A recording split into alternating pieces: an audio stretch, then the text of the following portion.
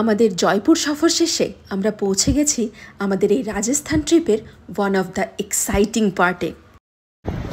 তাহলে জঙ্গল সাফারিতে আমরা বেরিয়ে গেছি। জানি না বাঘ দেখতে পাবো কিনা, কিন্তু এই গাড়িটাতে ওঠাতে ভালো এক্সাইটমেন্ট হচ্ছে।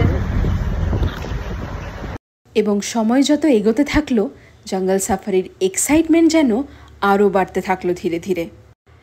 জানুয়ারির কনকনে ঠান্ডায় ভোরবেলায় ভারতের বিভিন্ন প্রান্তের 20 জন মানুষ মিলে আমরা প্রবেশ করলাম রণথম্বরের জোন 4-এ। জঙ্গলে প্রবেশ করতে না করতেই একে একে চোখে পড়ল বিভিন্ন প্রজাতির হরিণ, পাখি এবং আরও অনেক কিছু।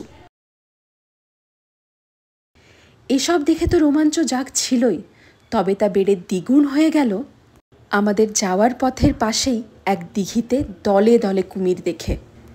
জীবনে প্রথমবারের মতো চিড়িয়াখানার বাইরে এমন ছাড়া অবস্থায় কোনো হিংস্র জানোয়ার দেখলাম। তবে শত রোমাঞ্চর মধ্যেও বাঘ না দেখার হতাশা যেন কুড়ে কুড়ে খাচ্ছিল আমাদের।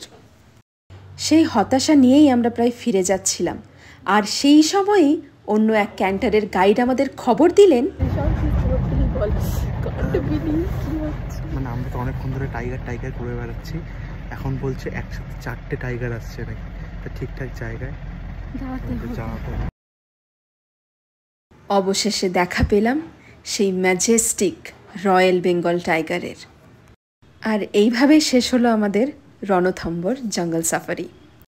এই জঙ্গল সাফারির ডিটেল ভিডিও লিঙ্ক দেওয়া থাকলো এই ভিডিওর ফার্স্ট কমেন্টে।